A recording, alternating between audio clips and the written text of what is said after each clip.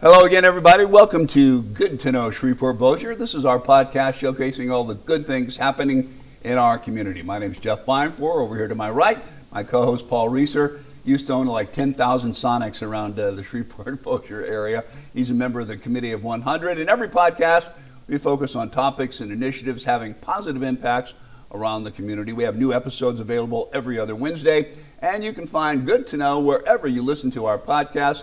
As always, the honors belong to you to introduce our incredibly special guest who brought along some refreshments today. Come on. Right? Well, Jeff, thanks for another entertaining and educational introduction. That's my game. That's my aim. And my game. Well, today's going to be a pretty fun interview. I can tell. No, a lot of times we talk to big industry, big educational complex, things that are large in the area and the impact they have with our community. One thing that hasn't changed is we never get to the name of the guest we got to have with this extended intro. Get to it, my friend. Well, today's going to be fun because I love small business and how important small business is to a community. And today we have talking to an owner of a small business. I didn't even know this was a thing in the Shreveport area. And what thing is that? A vineyard. Did you know we had a vineyard in Shreveport? So this is wine country now? This is wine country Shreveport-Bossier. And so not only am I excited just to find out about how wine country and how it's working, but also I just love the fact that a person can get creative, have a small business idea, grow a small business. Name. Name is Mr. Robert Lewis, owner and vintner at Heart Gates Vineyard here in Shreveport. Yes. Robert, man, welcome to the show. Thank you for having me. Hope you didn't fall asleep with my great introduction. Appreciate you being here, and thanks for putting up with that introduction. Oh, definitely. And you brought samples. I did, most definitely. I'm always a popular guy. You always are. So, but Robert, to it. So what? Tell us a little bit about the vineyard first. What is out there, and then how did you get into it? Yes, I grew up in a large family, and whenever we would go to a restaurant, there'd be like 18 to 20 of us going out, and it was always difficult for us to get in. We've got a large Italian family.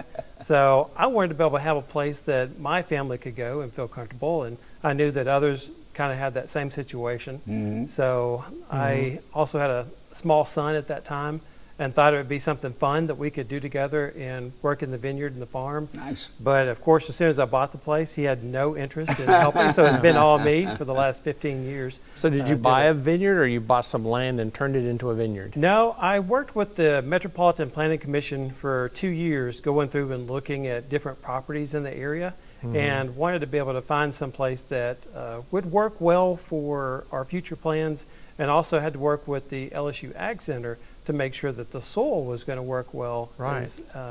So we were doing samples. So every time I would take in a property, they're like, no, this isn't it. This is too close to a church or too close to No, this wasn't just let's go buy a piece of land and plant some grapes. That wasn't the deal. No. Yeah. It was a lot of work involved. And finally found a property, and they said, I think this one's going to work. So then I started doing soil samples and worked with the LSU Ag Center to make sure that the soil was going to be okay and it was a good sandy mix. So then it's like, yes, I think we got one. And then we worked with the MPC to do the zoning change and bought the property, and took several years of working the soil to augment with different chemicals to make sure it was going to be perfect for the grapes as well. This sounds like a lot of work. It has been a lot of work. It's a small business, but it's been large business to me. Well, it's not like growing tomatoes in your backyard. I mean, you hear about these vineyards in France and other countries. They're centuries old vines.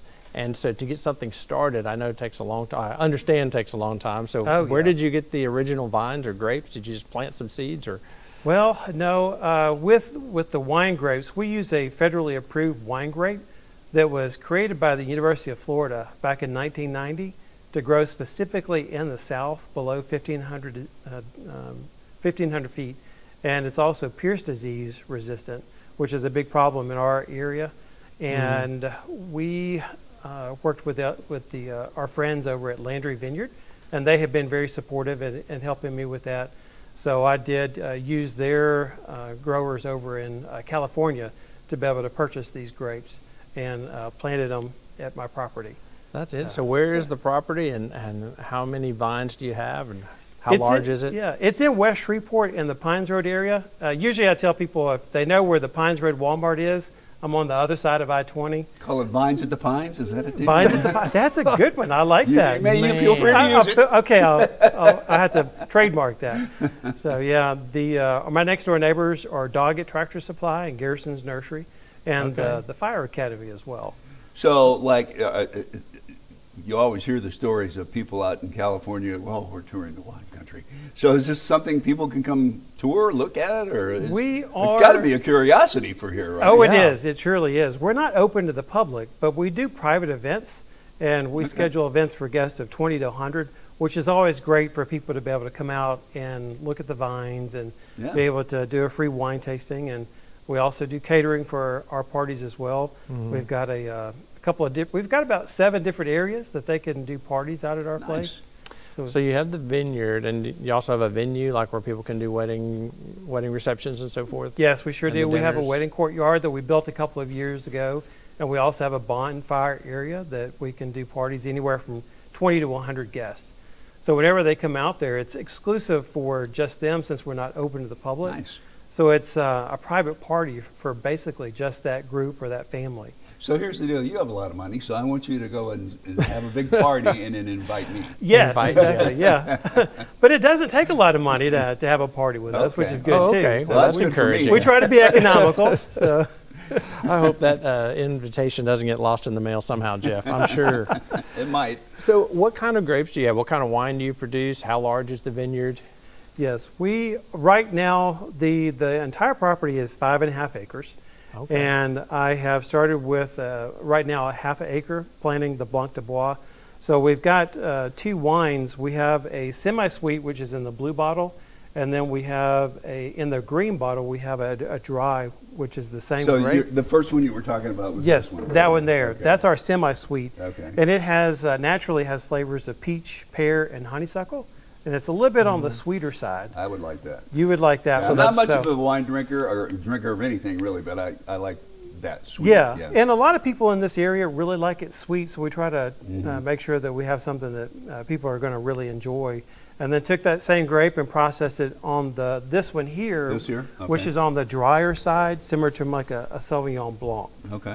So, and that's the grape that we grow here. The one in the middle, I personally like dry red cabs, and we can't really grow a cab grape here. I was wondering about that. Yeah, so we ended up buying grapes from a vineyard up north in Washington Valley and put it on a refrigerated truck and shipped it down here and processed it here. Right. So this one over here, though, is your most popular, I guess? Yes, it is the most popular. Yeah, we're in about 30 local stores here in the area.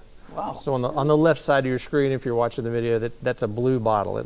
It's with white wine inside, right? Yes, it is a white wine. wine. Red wine, yeah. Right there. What do you call that one? That is our Blanc de Bois semi-sweet.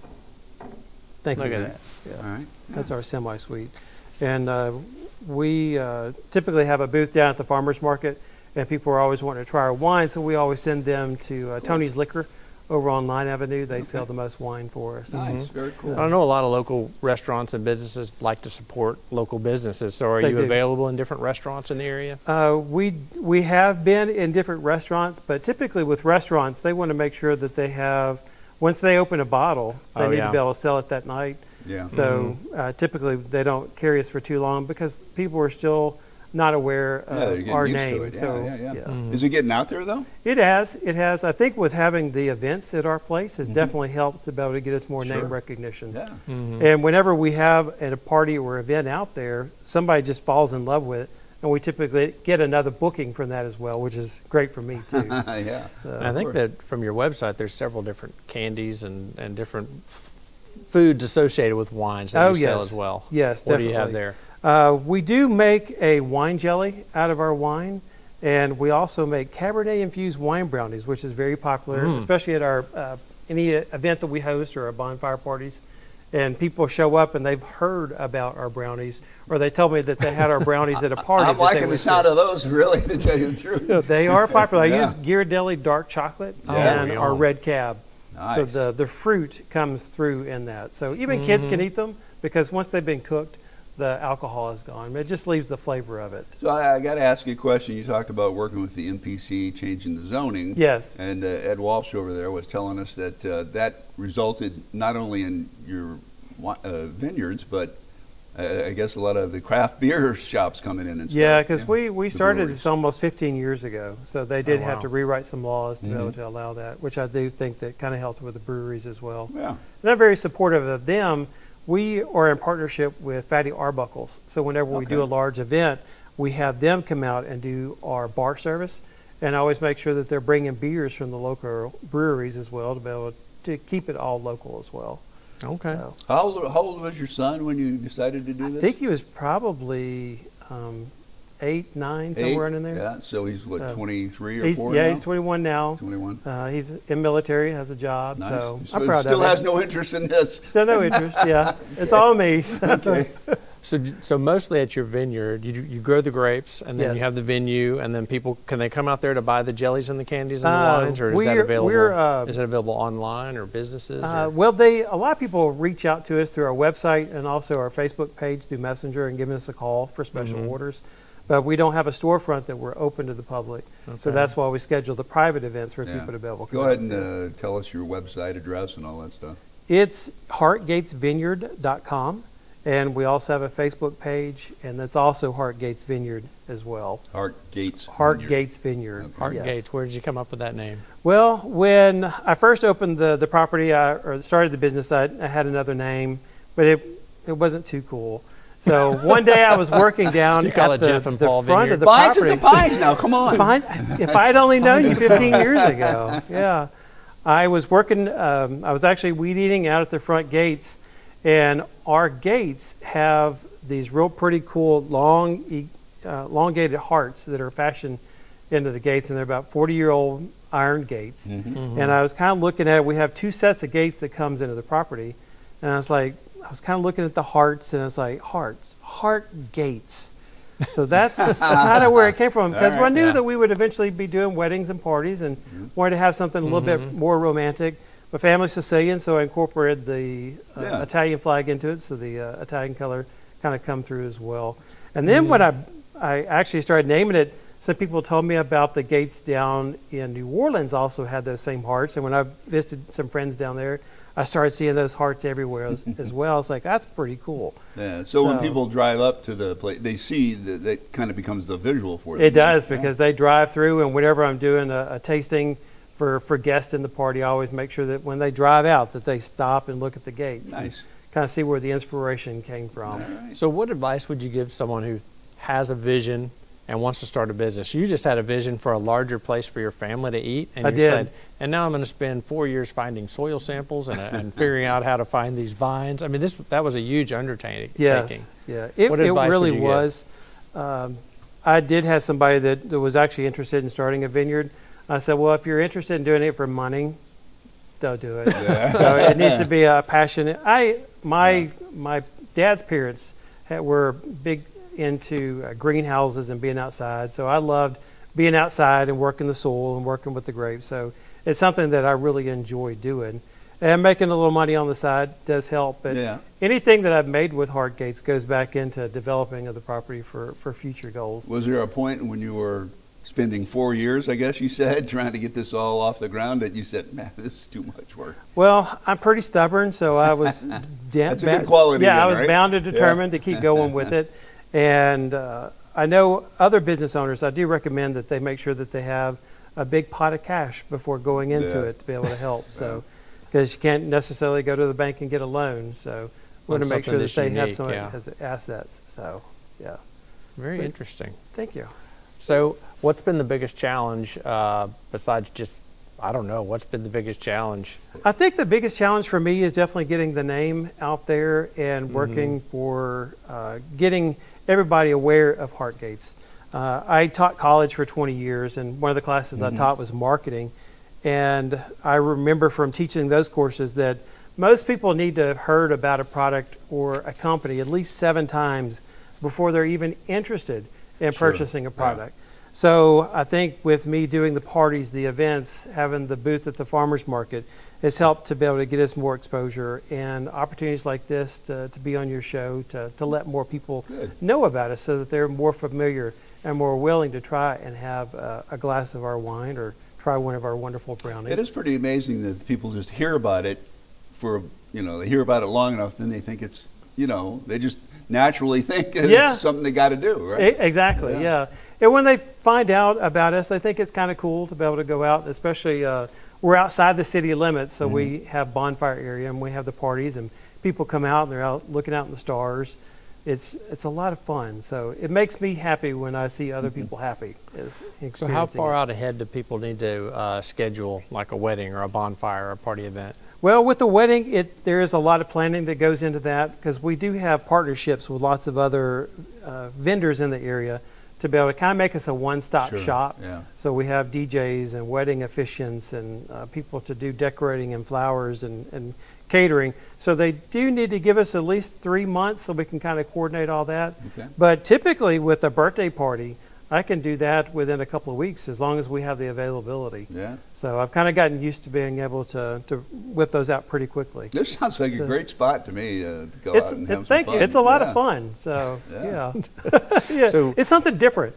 And then if a person just wants to try your wine, I mean, what's the best way or the easiest way to get a hold of some? Get a hold of some. That's get a hold of some, yeah. Well, they can get a hold of some at Tony's Liquor over on 9th Avenue. Tony's. What? You said you were in 30 stores. Yes, Cuban Liquor, they have also carried us as well. Okay. So the Vineria out on Florino Lucas and Uri Drive, they sell a lot of wine for us. They were actually the first store to ever pick us up. Yeah. So how hard was it to get it into that first store? Pretty tough sell? I am distributed through Republic. So pretty much anybody in the state of Louisiana can pick us up. I got you. So they also have salespeople that go out and talk about us as well. But they kind of stick with the larger brands. So it's up to me to be able to go and talk to different store owners and managers and let them know about us. You say Republic, I don't know what that is. Okay. So it's obviously somebody that is a distributor. They are a distributor, yeah. Because it's illegal for me to be able to sell directly to a store, so we have to go through a distributor in Louisiana. All right. So, Is that the biggest one? That's one of the biggest. Yeah. Okay. Yeah. Right. So they like your product enough to go out there? And They push do. it? They do. All Yeah. right.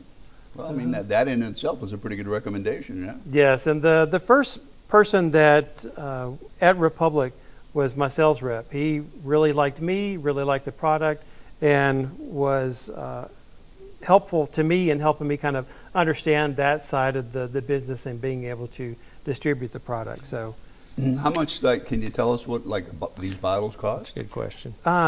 They are on the shelf usually around $17 to $19.99. Okay.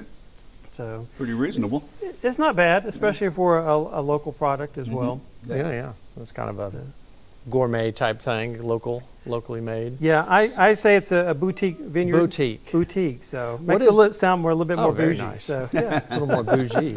What is the flavor profile on the red wine? You said is it a fruit forward? Is it a spicy? How do you call it? Whoa, that's too much fruit forward. It is fruit I don't know what forward. you're talking about. I like more of a jammy fruit flavored wine. Well, I would say that probably one of the primary flavors is like a dark cherry. Yeah. Tobacco and a wood flavor as well, and the oak is very forward as well. Because we did age it. My kind of wine. Yeah, we aged it in oak barrels for a year before bottling it. And so, what is the profile on this one over here? The profile.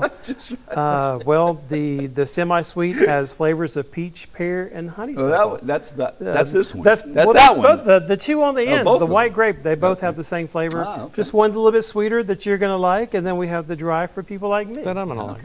Yeah. And I like the one in the middle. Yeah. Yes. Yeah. Well, that's forward. That's fruit forward. It That's is. Fruit Yeah. forward. Yes. I like Definitely it with the dark trying cherry. it with one of our Cabernet infused wine brownies. That's a really good mix.